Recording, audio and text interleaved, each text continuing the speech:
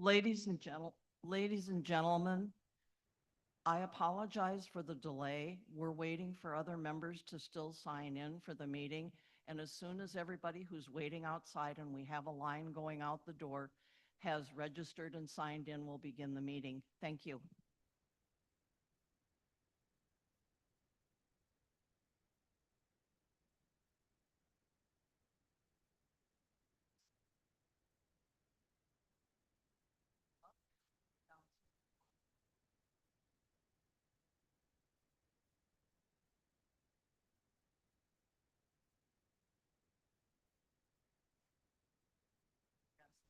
Me too. You know, because normally we have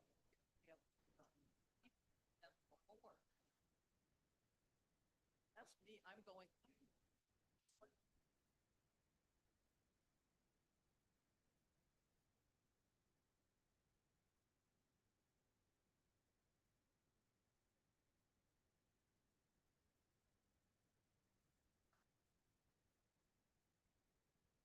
Even I don't care if I have to. I'll put my money up. I don't like when we don't have just something simple like cookies and water, coffee, especially when it's getting like.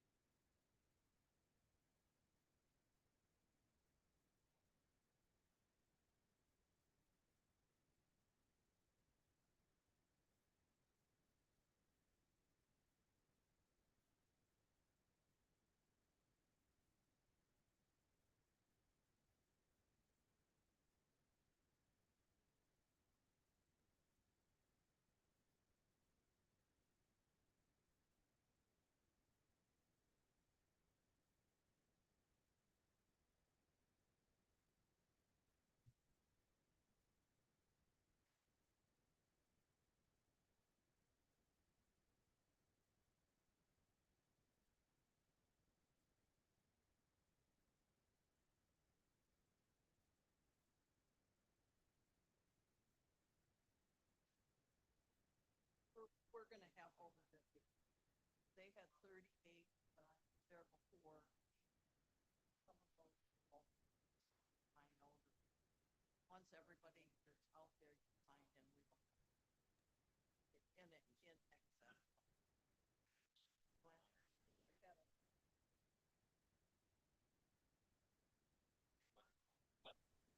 Yes, I'm still here.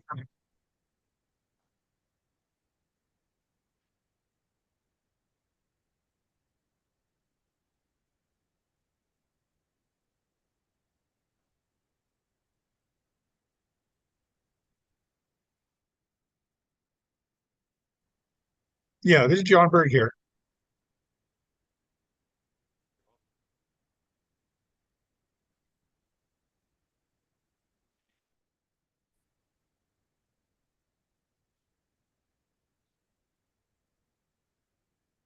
Yeah.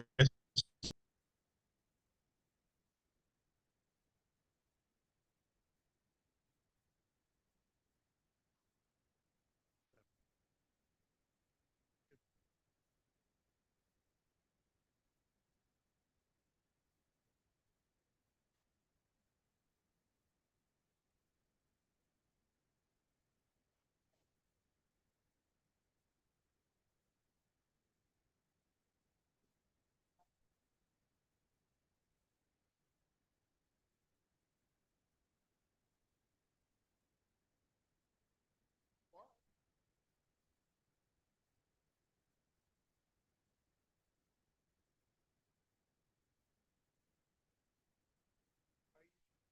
are you, that is,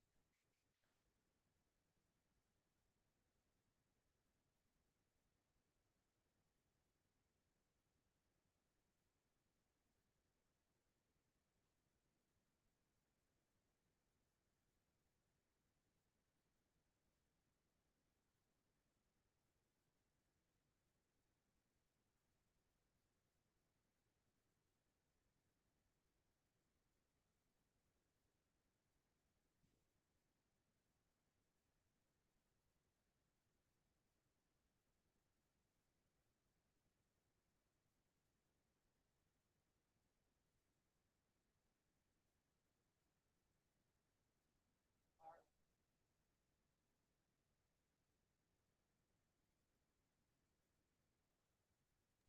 You got enough? You got enough? Yeah, right there. yeah.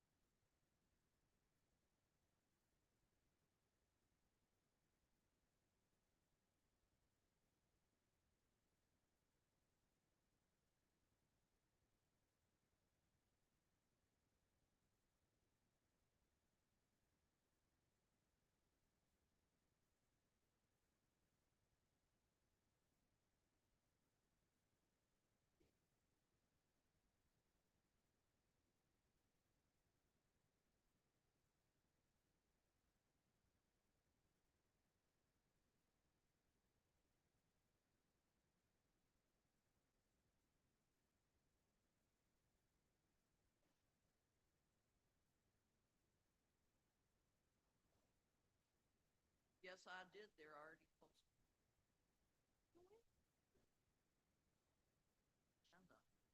for Keith.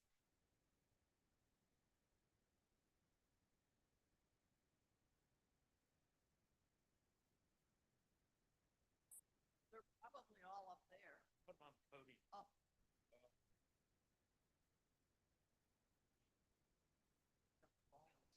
I brought a paper right on.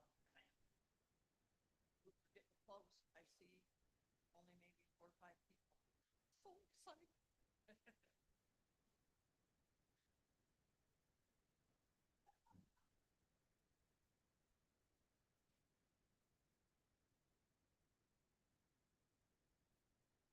Great, but Joanne's gonna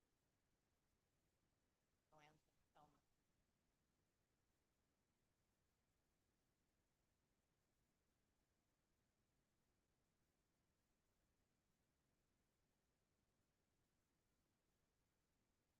So 62 at 115. Okay. This is exciting. You know this. You've been around for a lot of these.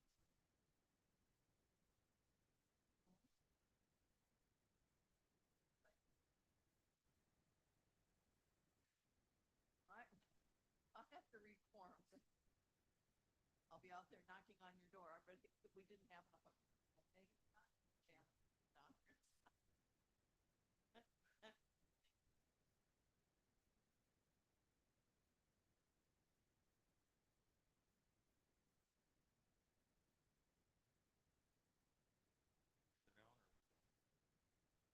there's only.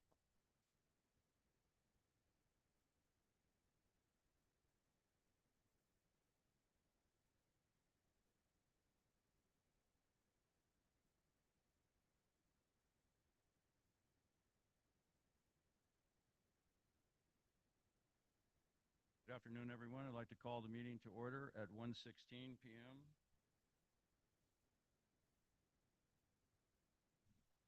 As you may know me, may not, I'm Keith McLean, the president of the Sudden Valley Community Association. It's my pleasure to welcome you to this year's annual general meeting, or AGM we call it. Today I'll be serving as the presiding officer to guide us as members through the work of the annual meeting. I would like to introduce the Parliamentarian, John Berg, who will be joining us remotely for this meeting. You may recognize Mr. Berg's SVCA's previous Parliamentarian from 2023 and even prior to that. I want to invite John now to review the procedure that we will use to organize today's meeting. John, can you hear me?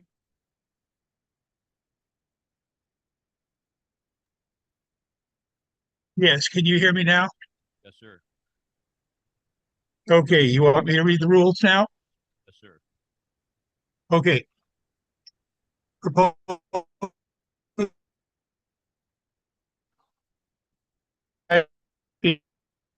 items on any debatable issue, and each should endeavor to speak no longer than 3 minutes.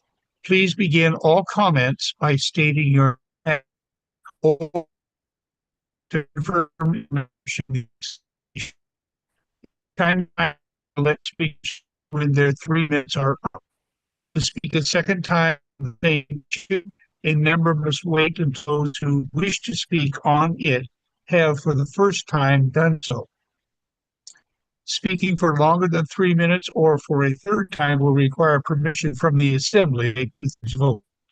If it wishes to call for a parliamentary inquiry, point of order, or appeal a ruling, or ask a question for information, please state the type of procedure being called for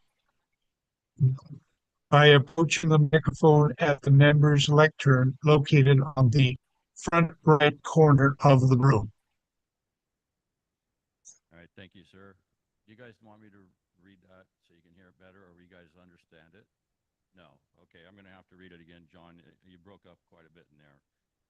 All right, so the Roberts Rules of Order, the newly revised 12th edition, shall govern this meeting, and all parliamentary situations are not provided for in the various laws, are not provided for in the various laws and bylaws that govern the SVCA. The proposed rules of this meeting are as follows. A member will be entitled to speak up to 2 times on any debatable issue, and each should endeavor to speak no longer than 3 minutes. Please begin all comments by stating your name, your address, or the division and lot to confirm your membership in the association. A chiming timer will let the speaker know when their 3 minutes are up. The chiming timer is sitting right here to my left. To speak a second time on the same issue, a member must wait until those who wish to speak on it for the first time have done so. Speaking for longer than 3 minutes or for a third time will require permission from the assembly floor by 2/3 votes. If a member wishes to call for a parliamentarian inquiry, point of order, appeal a ruling, or ask a question for information, please state the type of procedure being called for by approaching the microphone at the member's lectern, which is to my right over here in the corner, located at the front right corner of the room. All right, you guys have all heard the proposed rules. Are there any objections? All right, hearing none, they are adopted.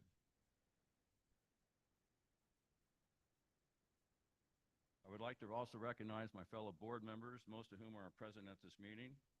Some of them couldn't be here today, but I'd like to thank Tammy Vinderpolder, our vice president, Linda Bradley, our secretary, Rick Asai, our treasurer, Lori Robinson, Ray Meter, Stu Mitchell, AJ Shedler, and Tom Henning. And our 2 non-voting members, Daniel Rodriguez, who's chair of the Architectural Control Committee, and Rob Gibbs, who's chair of the N&E. He's down on the end. Thank you to all the board directors and committee members for their service this year. Especially want to thank our outgoing board members this year, is Linda Bradley, Stu Mitchell, and AJ Shedler.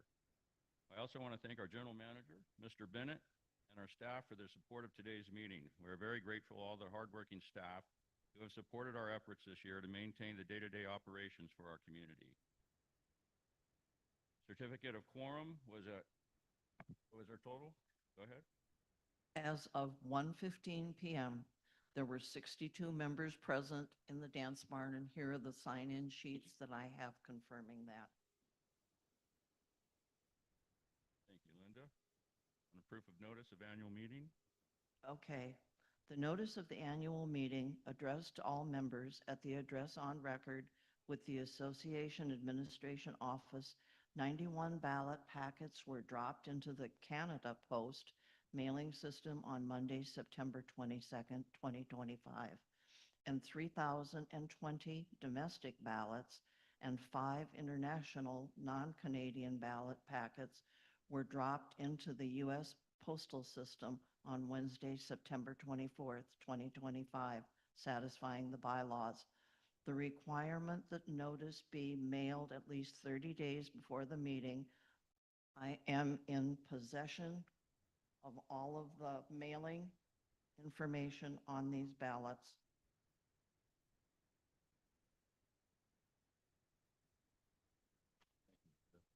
thank you, Linda. Not used to speaking.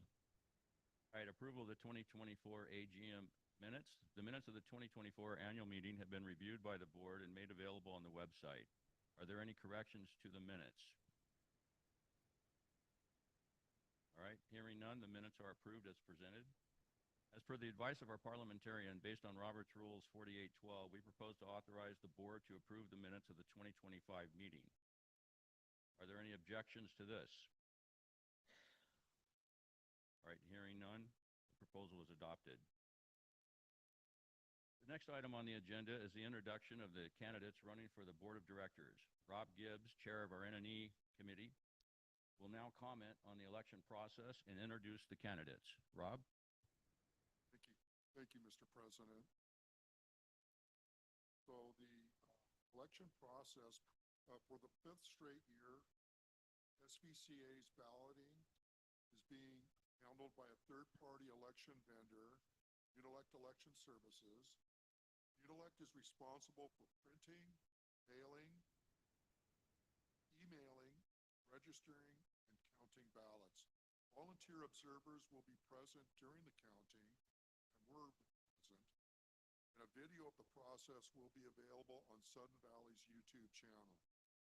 During the counting process, ballots will be scanned with a high-speed scanner.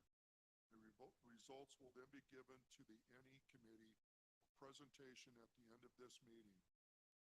Thank you to the community for supporting the third-party process. This year, the Board of Directors approved new and convenient option for submitting ballots for the annual general meeting elections. Electronic voting under Washington state law, members of the association may now choose to opt into receiving their ballots and election materials electronically.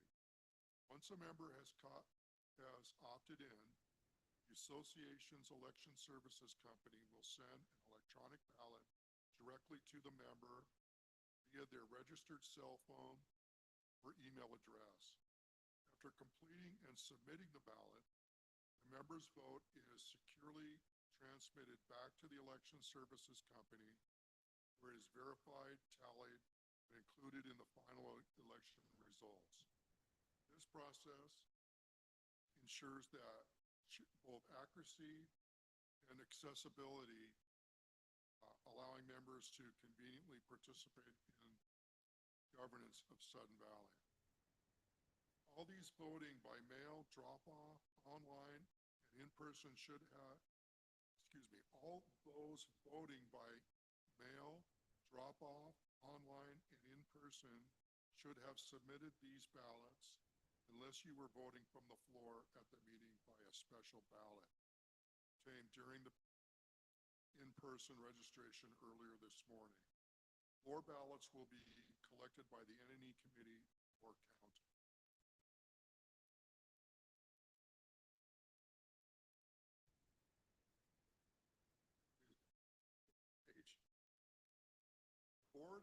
The board has 3 open positions for the election of Board of Directors.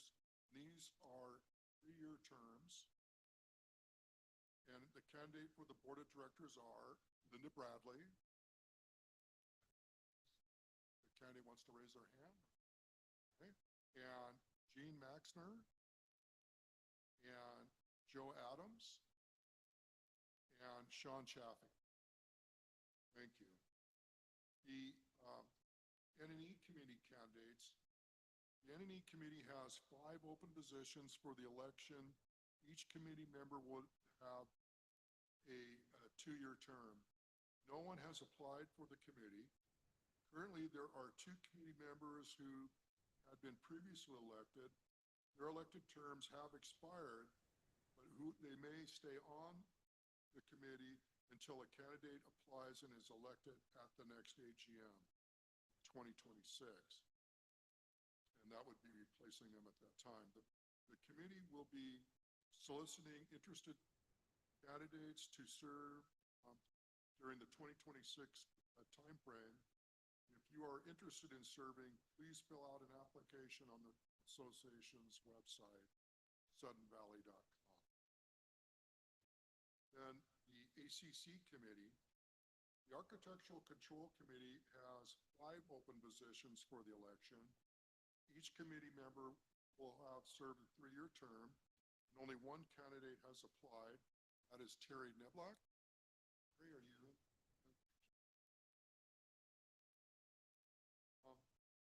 The committee will be soliciting interested candidates to serve on the 2026 committee. If you're interested in serving, please fill out an application on the association's website, suddenvalley.com. Thank you, Rob. Moving on to new business. The new business to come before the assembly consists of 2 measures, 1 financial and 1 bylaw amendment.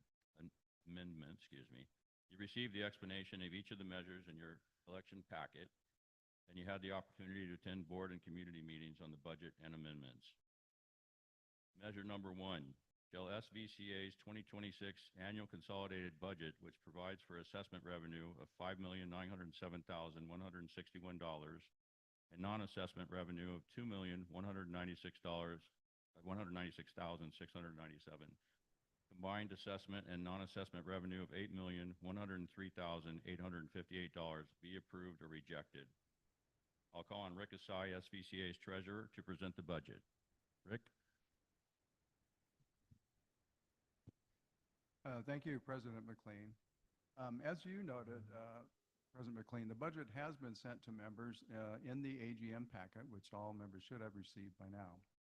I don't think that I want to go through in detail and review the entirety of that information because I don't feel it's necessary at this time, but I would like to touch on a few key points.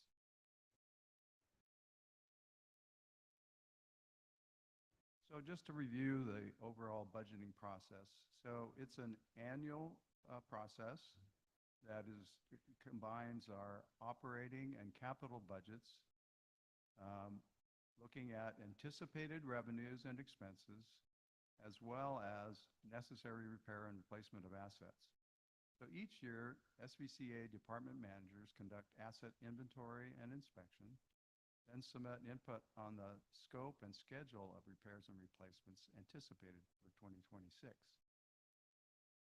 Myself as treasurer, along with the finance director, general manager, consolidate this information with other information and prepare a draft budget, which is presented to the finance committee and the board. The finance committee reviews the draft budget, gives their recommendations to the board. The board then reviews that and may adjust that budget, which is then presented to you for a vote of the membership during the AGM. So this process ensures that what is presented to you is a combination of the overall picture of both operations and capital.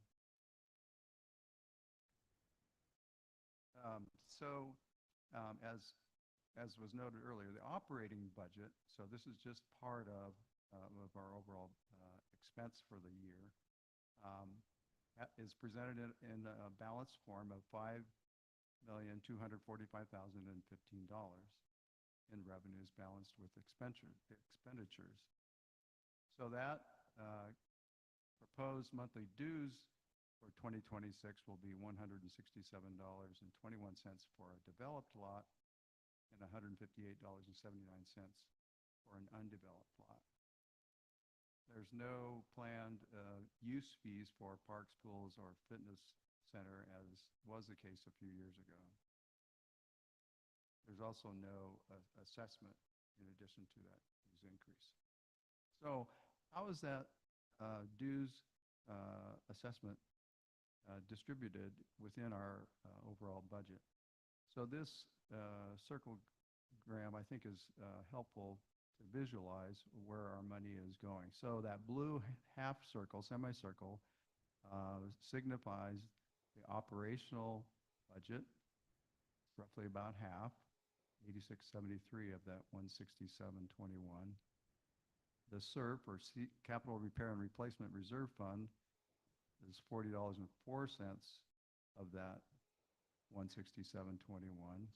The Roads and Culverts Reserve Fund is $39.73, and the mailboxes is 71 cents.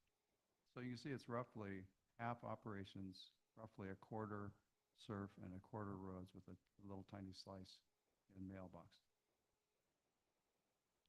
So if we look at just the operational aspect, operational part of the budget, which was roughly half, you can see that half of it, excuse me, this is yeah, I'm jumping ahead of myself. This is the net income, sources of income for our overall budget. So half of it, 49%, goes to operations. Again, roughly a quarter, that yellow, bright yellow, for roads and culverts, the maize colored for SERF. And what I wanted to point out on this slide, though, is the reduction in dues from operations that generate actually income. So the darkest blue pie wedge there from net income from marina provides $6.41. That's how much it lowers our dues. And golf lowers our dues. The net income from golf enterprises, 92 cents. So if we didn't have those two sources of income, we'd have to pay another $7 and change. Okay, this is what I was getting to. This is the operations part. So the half of the budget goes to operations, and the operations pie chart is broken down. Basically, operations, admin and accounting account for a third, taxes, insurance, legal, that sort of things, about 13%. The pool is 4%, rec center, 11%. Security, ACC and hazardous trees, mitigation, 15%, and maintenance, 18%, and facilities, 6%. Another important thing to look at is our SERF fund. This year, I'm sure you all noticed that there was inclusion of a $4 million loan. And the source of that calculation for a $4 million loan was to take into consideration the information that we got early this year in January from the engineering assessment of the structural integrity of this building. Because in 2025, 26, we were planning in the SERF capital plan to do some exterior siding, windows, doors, etc. But the board was uncomfortable with not knowing the structural integrity of, if you will, the bones of the building, and were we going to be covering up some issues. So the board instructed engineering study to look, and we discovered that there were some code changes over the years since this building was constructed that it no longer meets. And so in order to bring the structural integrity of the building up to current codes, it ended up running into quite a lot of money, and basically ended up being for about $4 million. So now that we know the cost of those structural repairs that would be needed before we could do the exterior, and the exterior was already in our capital plan, we had to come up with a way to pay for those structural repairs. And so fortunately, we're able to incorporate the loan payments because of some retiring loans that will be happening here shortly, without having to ask for a dues assessment, an additional assessment on top of dues.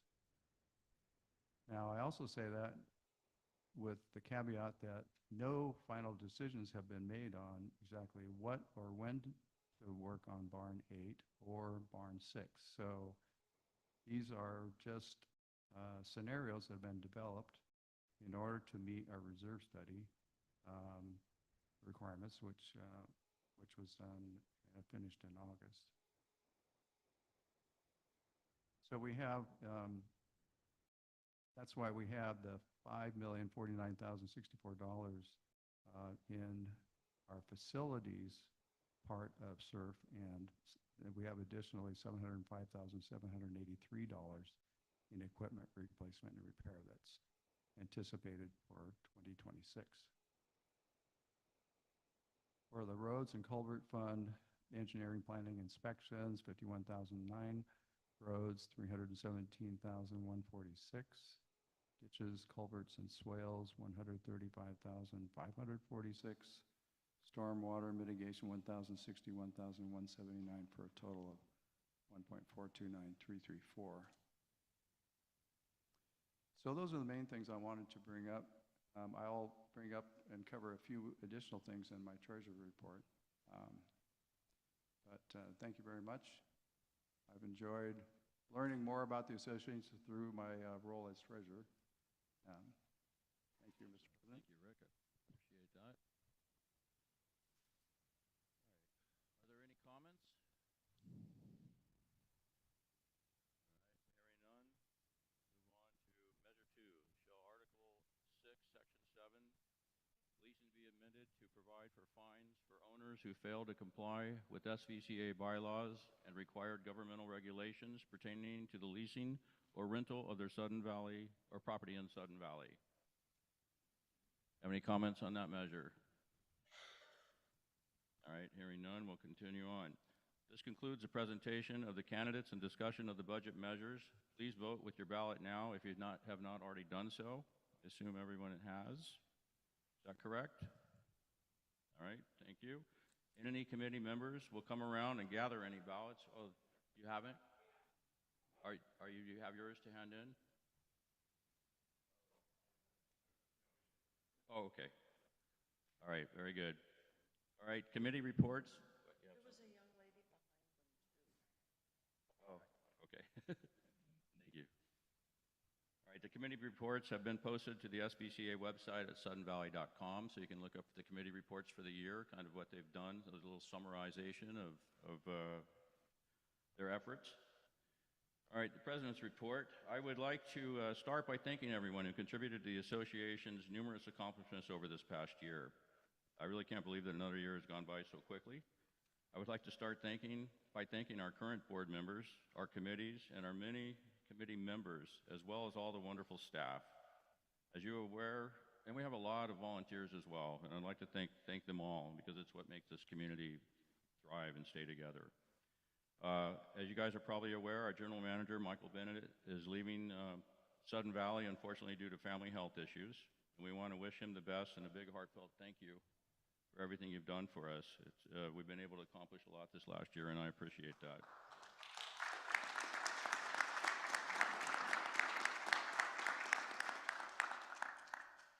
The SCVA Board of Directors is pleased to announce that former General Manager Joanne Jensen is returning to Sudden Valley and will lead the association starting tomorrow, Sunday, November 2nd. So working on a Sunday.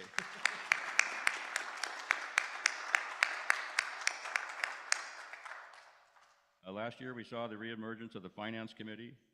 This last year, we saw the reemergence of the Finance Committee, the Long Range Planning Committee, as well as a newly formed Ad Hoc Safety Committee, which is now a standing committee. The Safety Committee has done an excellent job with their Firewise presentation, as well as focusing on general safety concerns within the Valley. A task force was formed to focus on STRs, or short-term rentals, and their impact on the Valley. This has led to an upcoming bylaw change that will let us register these STRs in the Valley in a meaningful way. Our maintenance department has been busy all year round, working throughout the Valley, performing facility maintenance, amenity maintenance, and completing repairs on equipment as needed. Turf Care is keeping our golf course looking great, and along with our golf director, Kevin DeLuke, has led us to another successful year.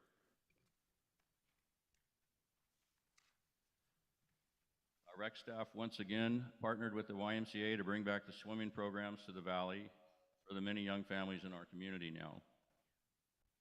I think we should all thank the numerous volunteers who have contributed countless hours to ensure that we have a vibrant community that we're all able to call home. So thank you all volunteers.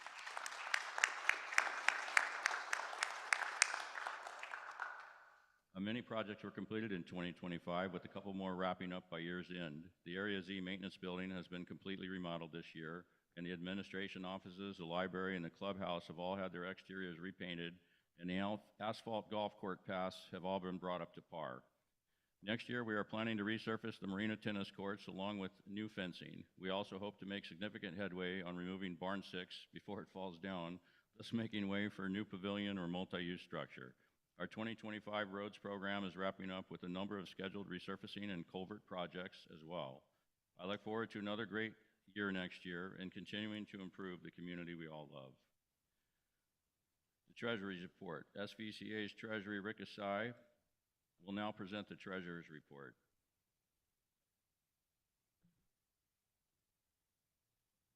Spencer, can you get his mic?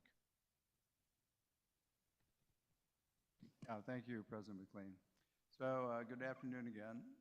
So I am wrapping up this year as your treasurer, and it's customary for the treasurer to present a treasury report to summarize past year's financial activity and financial status.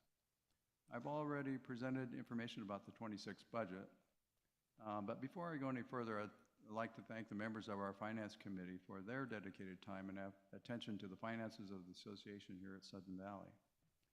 In addition to insights from the board, general manager, department heads, and committees, not least of which is the planning and implementation of this by our Director of Finance, Joel Heverling, I can't thank each of you enough. Committee members this year were Timmy Vandepolder, Kathy Hillette, Rob Gibbs, Gary Quinn, and Jean Maxner, with a short stint by Rick Gray. So the good news is that we've been paying our bills, we have money in the bank.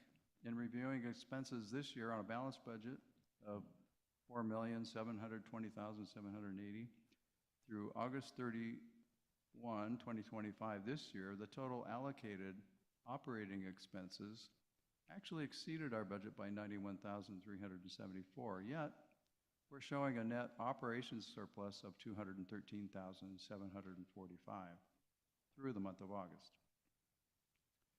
The expenses that exceeded our estimate in the budget are primarily, though not entirely, due to legal and hazardous trees. One thing that helps to reduce these deficits is the collection rate exceeding the budget calculation of a 95% collection rate. So currently we're collecting 97.5%, which adds $50,057 to our revenues. This contributed to SVCA showing overall revenues better than budget. Another question that I get is the level of non-dues revenue compared to budget. The major non-dues revenues are collectively exceeding our budget expectations at this point in the year, as I mentioned earlier in the budget report. Next, I'd like to turn your attention to the recently completed reserve studies. As you know, we're required as an HOA of our size to complete a reserve study annually with a more thorough on-site visit every 3 years, and this year was that year. The reserve study can be found on the website under Member Resources. But I just want to touch on a few high points from that. There are separate calculations in the reserve study for our SURF fund, our roads and culverts, and mailboxes. These are rather lengthy reports, so I just want to touch on some particular details to help you understand what they are, what it is they are reporting to us. They're important informational reports for the Finance Committee and the Board to review as they look at next year's budget. So let's take a look. First, the purpose of the reserve study and capital plan is as a planning tool. And in Washington State, it must include assets that have an expected life of less than 30 years and cost either 1% or more of the annual budget, or $50,000. And we include many items below that $50,000 threshold. It must also state their remaining useful life and estimated replacement cost. The study must also provide an estimate of the necessary annual contribution to fund the repairs and replacements at the end of their useful life. The reserve study also has some assumptions or estimates going forward. The assumptions in this year's reserve study are a 4% inflation rate year over year, a 2% interest rate, and a 3% annual dues increase. In total, to be 100% fully funded, the deficit comes to $5,124.35 per lot. So why are we not requesting a dues assessment of $5,124.35? In a perfect world, this would be ideal. However, once funds are placed into the reserve capital accounts, they can only be spent on capital assets or repairs. This reduces our flexibility in addressing emergency situations or operations, for example, like the bomb cyclone that occurred last year in November. Another reason that we don't need to be fully funded is that because of our numerous capital assets in the capital reserve plan, the chance that all assets will need to be placed at one time is nearly zero. In other words, if a capital asset is planned to be replaced in 2030, but breaks down in 2026, we can borrow funds from an asset that is planned to be replaced this year, but has another year or two of useful life that can be put off for a year. This scenario played out earlier this year when a piece of equipment, a top dresser, actually was scheduled for replacement this year, but at increased cost, $50,592 instead of the planned $32,448. Initially, the additional funds were borrowed from cart path paving repairs. The golf course maintenance building was also up for updating, including a roof and gutters, which was determined could be delayed a year or two due to their longer estimated serviceable life. And so the paving deficit was paid back with funds that were initially allocated for the turf, roof, and gutters. So this flexibility to rob Peter to pay Paul in a given year gives us some latitude to address urgent needs today and slightly rearrange the order of asset replacement based on need or urgency of the moment. So the balancing act is, how low can we go in our reserve fund and still keep up with the needed repairs and replacements based on estimated useful life and future replacement costs? In a perfect world, we would be nearly 100% fully funded in our capital reserve plan. But from a practical matter, we can reduce that sum. My observational goal is that we should be working towards a funding level in line with what the reserve specialist recommends, since this is their area of expertise, not mine. So what is that recommended level? It's 70%. We are currently funded in the neighborhood of 24%. If we look at the reserve study recommendations, it is per lot, per month. The recommendation is that we allocate $36.14 to roads, $57.47 to SURF, and 92 cents to mailboxes. Our current budget allocates $39.73 to, our current budget allocates $39.73 to roads, a little, just a tad over what's recommended. $40.44 to surf, which is about $17 under, and mailboxes at 71 cents. So because the board noted that the biggest gap was in surf, they allocated an additional $50,000 into surf budget for 2026.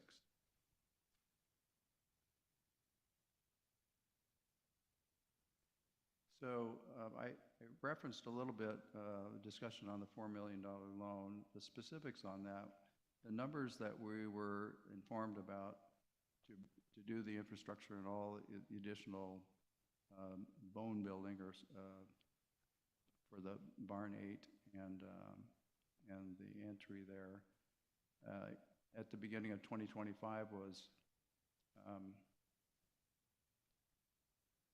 3.7 some million. You add another 4%, it brought it up to $3.939 million. So that's how we got to the $4 million number.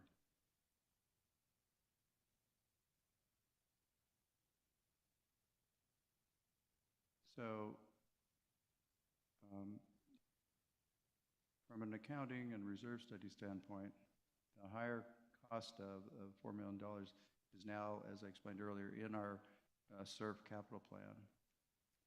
So it was either take out a $4 million loan or tack on a $112 per month assessment for a year.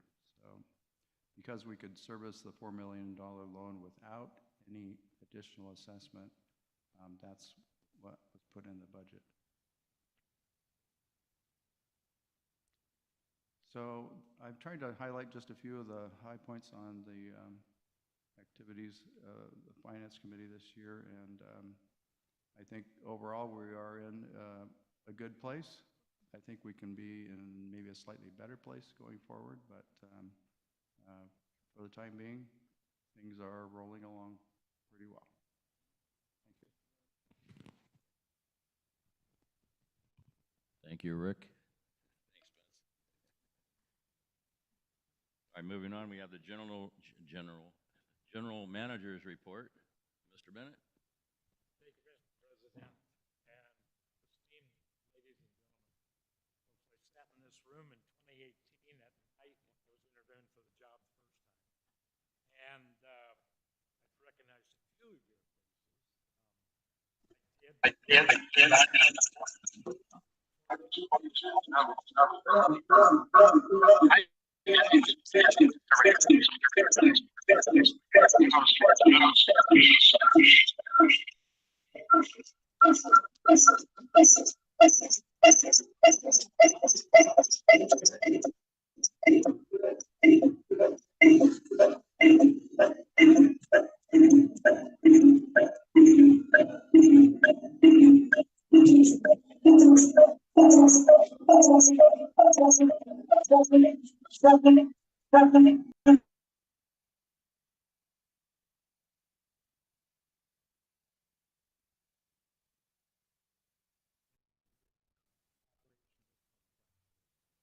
Be honest with you, it took me a good 6 months to get my arms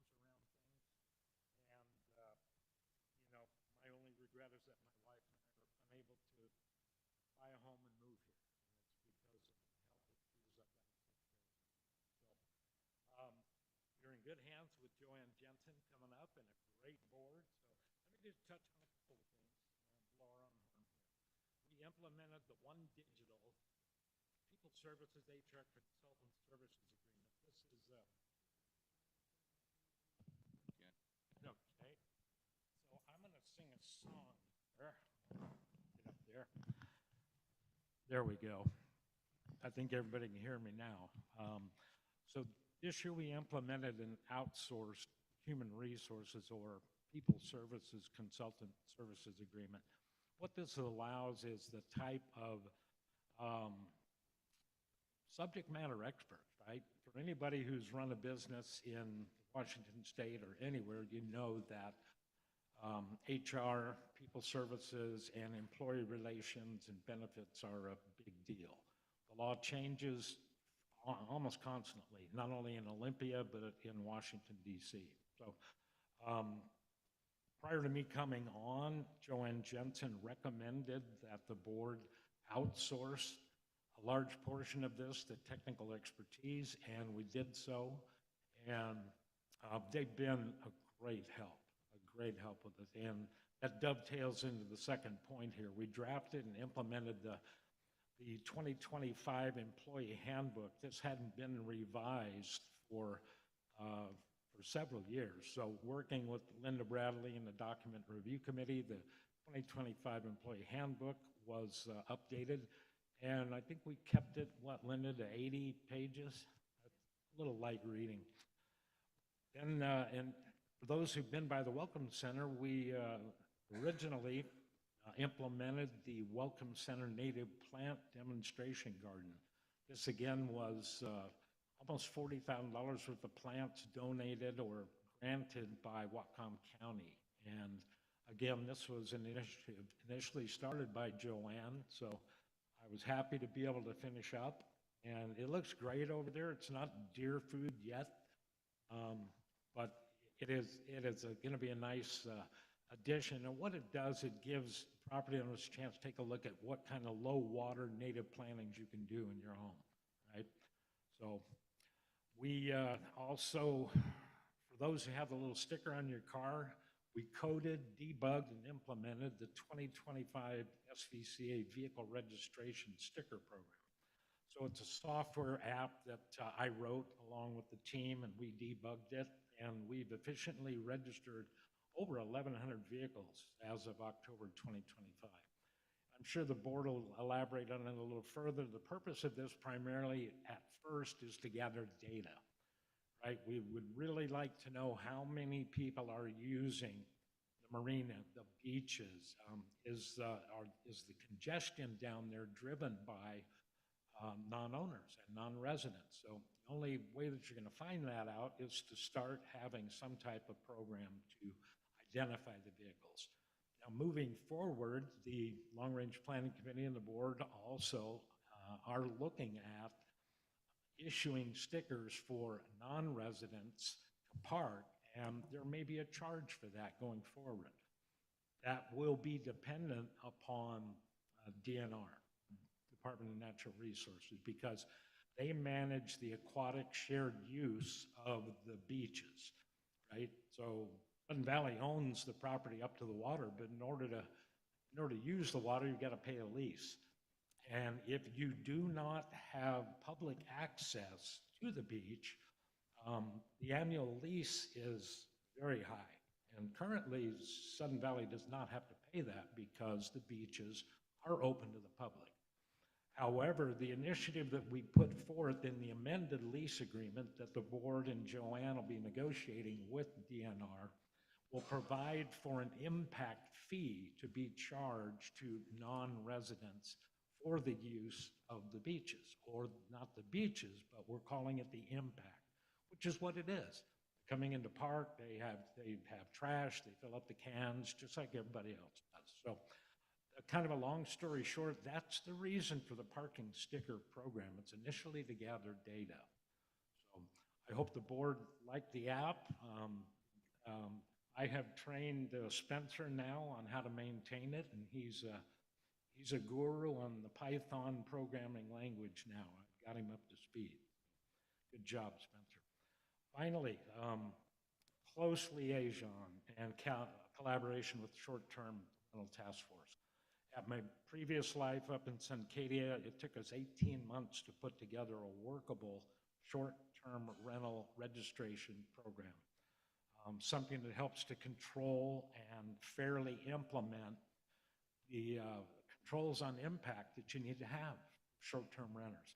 And everybody knows it's not just Airbnb and VRBO and Mikasa. A lot of people may depend on that rental income to be able to make their finances work. But you've got to be able to have short-term rentals in a manner that is controlled and in a manner that adheres to the governing documents. Because, you know, I've lived next to a short-term rental, and there was a frat party of like 18 people, and we had naked people in the sand trap on the golf course in the middle of the night. So, you know, those kind of behavioral issues, even along with the, you know, just parking, things that the short-term rental task force and the board are looking at. It's quality of life for you folks who own a home here. So I don't want to be too long-winded.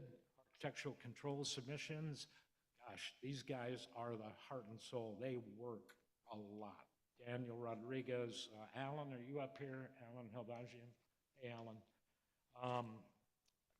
So take a look. You know, you can see it moderated a little bit. The exterior alteration requests in 25 went from 122 down to 111. Slight moderation from 24 to 25, but still a lot of submissions and still a lot of construction and activity. For those who think the board packets are thick, they get mad at me when our board packets go over 100 pages, but I think that Alan gets paid by the page. The internal projects completed. This is coming from maintenance and primarily from our just stellar team over there. Not only snow removal, but Mike Brock and Matt Alba, that team, just a lot of work. And for those who are around last year, the bomb cyclone, it was amazing. Nobody got killed. We had so much property damage. We had so many trees down. And you know the old saying, a tree falls in the forest and nobody around to hear it? Well, we heard it. There were a lot of them. And so you see that reflected in the budget this year, where hazard trees / forest health has been beefed up considerably, doubled almost. So again, compliments to Mike and the teams there. I won't read every item here. These will be on the website for you to peruse and look at, but some of the things to look at are on the left side, the internal projects, and this is done by our team members, right? So these guys are always working. And so outsourced projects, they're included in the capital projects report, but a couple of things that you'll see are the Welcome Center got painted, an emergency hot water replacement at the clubhouse. Yeah, it's kind of hard to operate a restaurant or take a shower down there if there's no hot water. Furnace replacement is pending in this building. Crosswalk installation there on Marigold Drive. Pest control, the asphalt road resurfacing, and the large-scale culvert cleaning. A lot of that work. And then compliments to the team for the new signage. I don't know if you've noticed the new signs, but the first thing I noticed when I came to work here was up at gate 2, it looked like a tombstone. That black edifice that was up there, and it used to be a nice sign. So that has been replaced with standard branding across the entire area. So we hope that was noticeable. We're going to be talking with some of the sub-association condos also to step up their signage. We're seeing peeling signs and paint that needs to be done. So golf course, yes, golf revenue, while strong, it's trended down in 2024. A lot of factors, tariff issues, the dollar exchange rate, the Canadian golfers, I don't think have participated this year quite to the extent in the past. I know that Joanne is going to be dissecting and looking at that very closely along with Kevin LeDuc and Greg Wadden. But the assumption has been in the past that golf and the pools in the marina would, as our treasurer pointed out here, bring in revenue that offsets additional assessment increases. So we want to try to control that. Golf may not be what it was back in the day with Tiger Woods, but we are seeing a resurgence in younger players coming. And interesting note that I found, Kevin told me that the younger players like to ride in a cart, which is great. We like that. We want them to rent the cart. But they're the ones, I can't walk 18 anymore, so I have to ride a cart. So, looking ahead to 26, the membership revenue is up 6% this season, with the biggest growth in membership from the intermediate membership. Again, what I was just speaking of, so the 18 to 28-year-olds. from 18 last year to 46 members. That's a pretty good increase. Great sign. Future of the golf membership and the focus in 26 will be to strengthen the relationships with the existing golfers. And I know not everybody golfs, right? Certainly not. I'm a much better manager than I am a golfer. And my only regret here is that I did not have a chance to play 18 holes out here since I came aboard a year ago. That's how busy I am, and I wanted to hold on to my wallet, dude. These guys will take it from me. Turf care, Kevin, the Duke is on the pro shop side, of course, and then Greg Wadden and his team are turf care, the grass growers, as we call them. They've established great routines for year-round play. My previous community up in Suncadia, we had to shut things down, of course, when winter snows fell. But here, they do their best to keep things playable. For those who didn't see, there's a tournament going on right now. They had to accommodate the tournament, a little casual water out there, if you know. And tomorrow, there's another tournament. In order to do that, though, these guys have got to take care of 18 holes of golf. This golf course is amazing. And I'm coming from up in Suncadia where those golf courses are supposed to be stellar, but this course is an amazing course. Two different courses completely. If you've never played, just walk the course and check it out. What, Keith? On off hours, yes, of course. That's Sunday after 6 p.m., right? Yeah, don't get out there and get hit by a ball, please. Turf Care constructed 4 new gold tee boxes. They received the capital funding and saw the installation of upgraded irrigation pumps, some expensive mowers. Those mowers are the key to getting a good-looking fairway and greens and so forth. They repaired a major mainline leak on the first hole. I don't know if anybody saw that, but it starts out as a big blister. And you know, don't go near it because it's like quicksand. But they did a great job. A mainline break is a big deal. That's a lot of water. And the infrastructure underground is such that really Greg and his team are doing a great job in maintaining it and keeping it looking good. For those who've seen what Austin Creek has done right there next to the Barnview Garden, that erosion on that bank, while upstream of that, you know, we spent pretty big money in the last 2 to 3 years to stabilize that bank. That one bend in there is going to be needing some attention. So you may see that. There's a couple of the lateral irrigation lines now that are exposed. And we're hoping that Austin Creek won't start roaring back and take more of that bank. But that's more of keeping an eye on the irrigation system. So Greg and his team, they work closely with Golf Shop and with admin to get these projects done, keep the course playable. So I tell them, great job. Recreation, Kyle, did you go back downstairs? Kyle and Kel, the team of great young people, the lifeguards, the folks who just make things happen during the summer and the off season. So as of August 31, Marina Rec Pool's revenue combined was better in budget by $22,000. Now, bottom line, net income didn't benefit as well as it could have, but the big thing going on right now, folks, I don't know, going to Fred Meyer anymore, and one bag, you know, half full is $100. I don't know what's going on. I used to be able to fill 4 of them for that. Valley Fair was a huge success. The dunk tank, Mitch, do you hear? Getting pneumonia out of that, falling in that dunk tank, that was amazing, as well as the beautiful cars and the vendors. So just amazing. So the holiday market coming up, almost full of vendors. All the inside booths are taken. There's a couple of outdoor booths, and hopefully the weather won't be like this on the 22nd. Pool season was great. Return of water aerobics. Kyle and team and some of the vendors, contractors we have, there's expanded fitness offerings, both free and paid classes, yoga, and of course, several new instructors joined the team.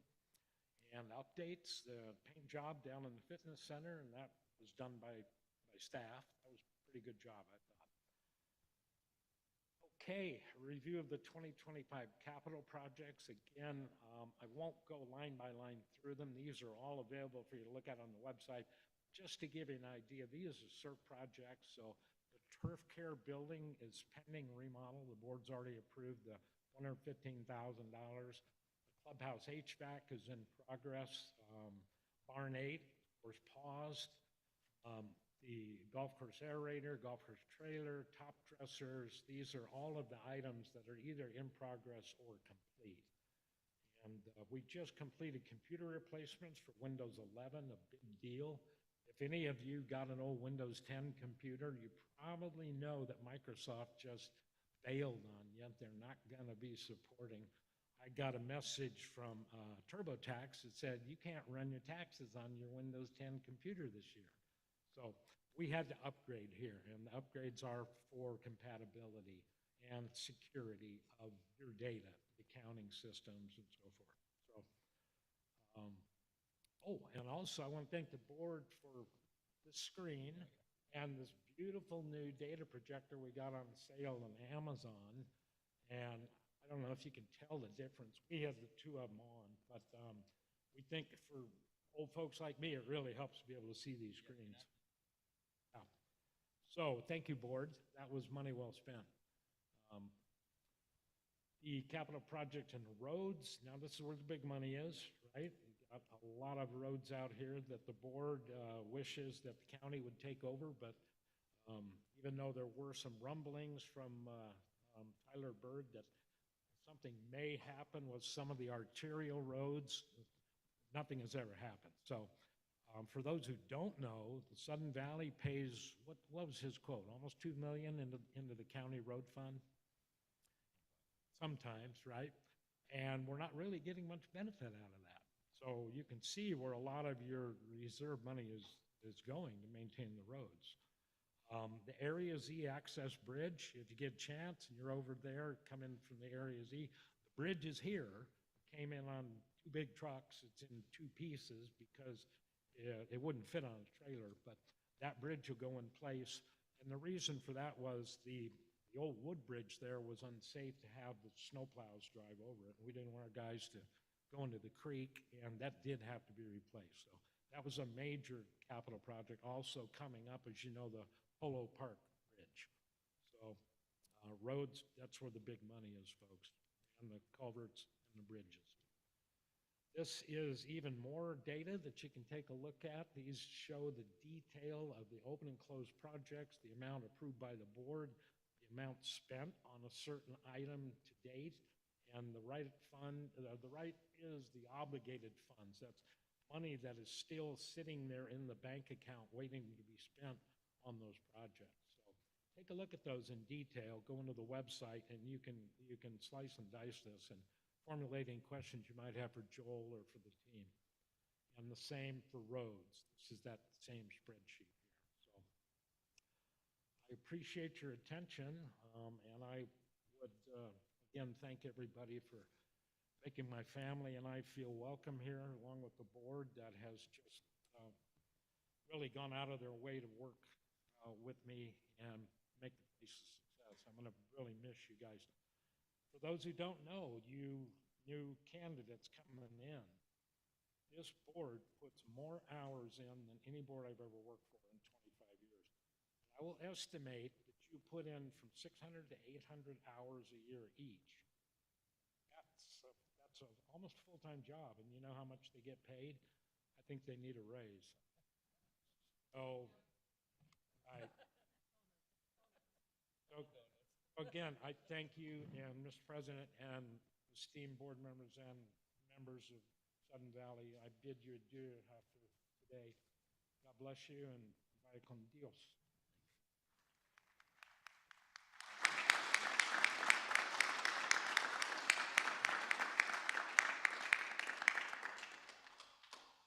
All right, now is the time for property owner comments. Please remember that your comments are limited to 3 minutes. For those of you who wish to speak, please approach the microphone at the member podium over there, lectern. Wow, already lining up. Remember to state your name, your street address, or division or lot number at the beginning of your comments to confirm your membership in the association. Please, our first one. Good afternoon. Hello, board. Hello, residents, and hello, staff. My name is John. I live at 10 Loganberry Lane in Gate 5. I have a brief comment and two questions. On October the 21st, 2025, Quentin Sutter of Carletti Architects submitted an application and detailed plans to Whatcom County, which included a notarized signature by Mr. BOD President McLean. The Whatcom County Plan number is PRE 2025-00097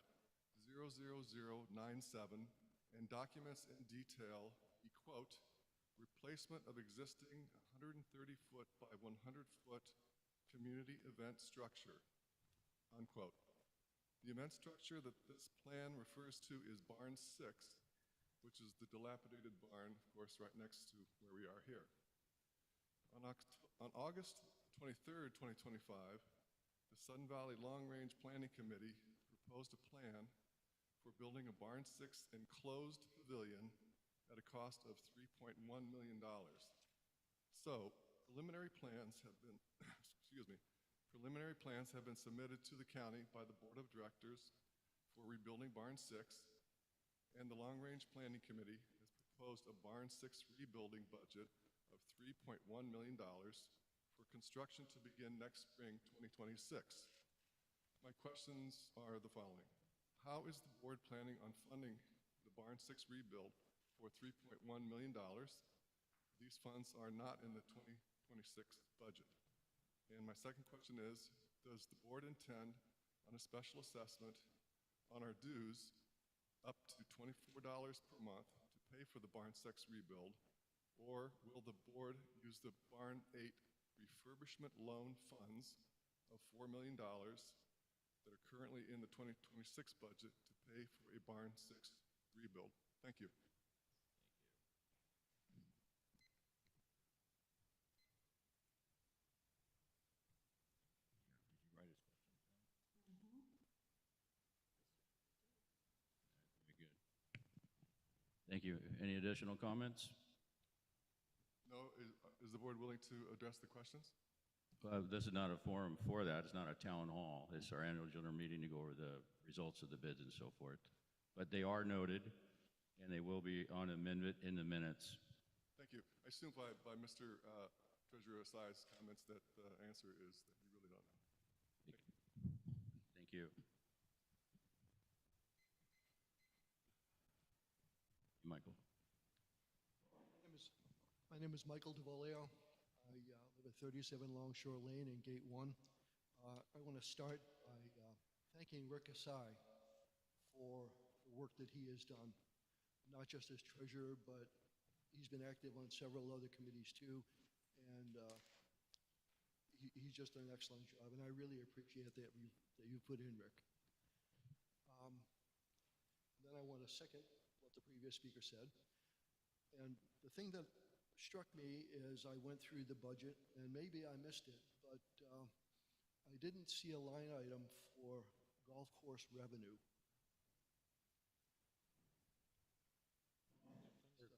Enterprise. It should be there, yeah. I'm sorry? It should be there. Should be under golf enterprise. If you get a hold of us, we can make sure Joel gets that. So they get the revenue and we pay the bills? No. No, that's the title of the department, the cost center in the income statement. It's called golf enterprise. So it's on the website under the financial report. Okay. Yeah, there is revenue, I promise you. Yes, sir. Thank you. Any additional comments from anyone? Yes, sir, please.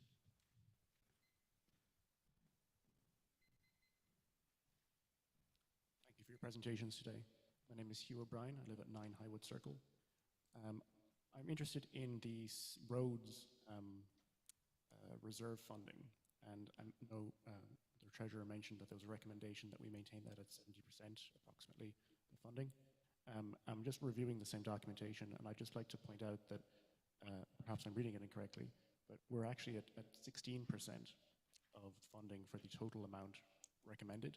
The 60% calculation they give is the difference between fully funded for reserves versus currently funded for reserves.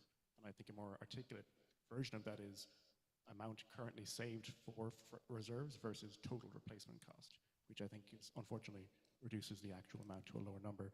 And as a result, I would encourage everyone to consider funding these long-term initiatives, perhaps in priority to some of the other funding options available to us. Thank you. Thank you. Any additional comments? All right, hearing none. I'd like to, just a reminder that the summary of the topics and concerns raised will be included as an addendum to the meeting minutes. Remember that no business that was not on the notice of the annual meeting can be conducted. This is to protect the rights of members who were unable to attend this meeting. Now we'll move on to what everyone's waiting for, the election results. Rob Gibbs, Chair of the Nominations and Elections Committee, has given the election results to the General Manager, correct? Yes, sir. To display on the screen. They win. Go ahead.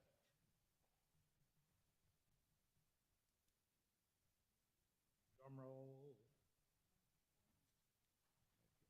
I'm going to kill this light up here. What? You want to give me the name? Sorry. Oh, yes. Oh, Yeah, go ahead. We'll see it all it'll pop together. up on the screen, yep. So, okay, Rob, there you go. Are you going to read this, or do you want us to, Rob? No, yeah. Go ahead, Keith. I don't see the results. I see. Oh, okay. Do you want to go slide by slide or go right to the result? Well, Keep this up for a bit. This is usually our first one. I'm sorry, one more time. keep it up for a second. Okay, very good. Let Linda make it. I know I'll get this, but it's like, sometimes it's nice to know numbers. It'll get a little bigger at the top if you go to slideshow, click that, and then it will eliminate the left side column. Okay. So the slide gets bigger. Okay. I'm done with this one. You done? Yep. Okay. You can move on to the next slide. Okay. There's your results. All right, so we read election results. John Chafee, 749 votes for a 3-year term. Jean Maxineer, 729 votes for 3 years. And Joseph Adams, 613 votes for 3 years. Linda Bradley with 477 votes. Let me write their names. I gotta write their names in here.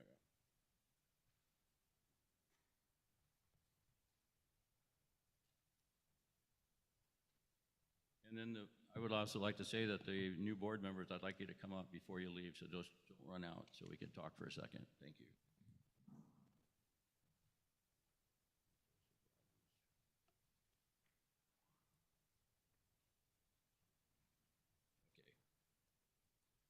Okay. Next, we'll have the, for ACC, we know it's Terry, but what was the vote?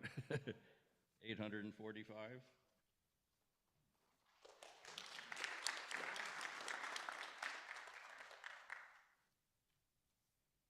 All right, we get next on to Measure 1.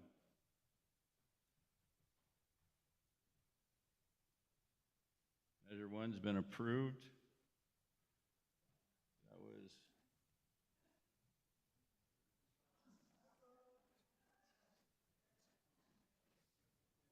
It's approved. yeah, it's approved by 2/3. It has to be, yeah. No, the budget is approved because only 601 people rejected the budget and only 474 approved. Hang on. I thought this was the other measure, sorry. It's because of the state law. Yes.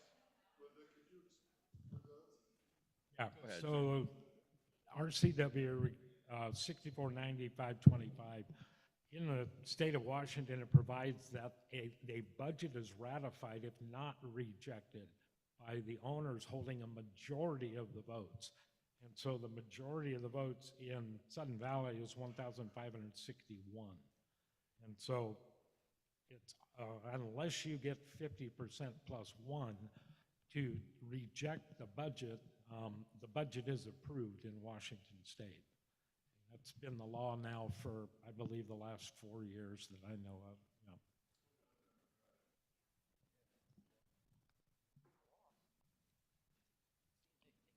All right, moving on to measure 2.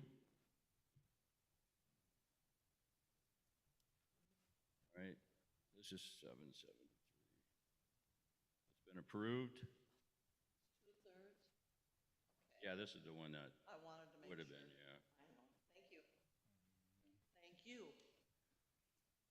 Okay, there being at least 2/3 approving the bylaws amendment to Article 6, Section 7, leasing is amended to provide for fines for owners who fail to comply with SVCA bylaws and required governmental regulations pertaining to the leasing or rental of their property in Sudden Valley. That has been adopted.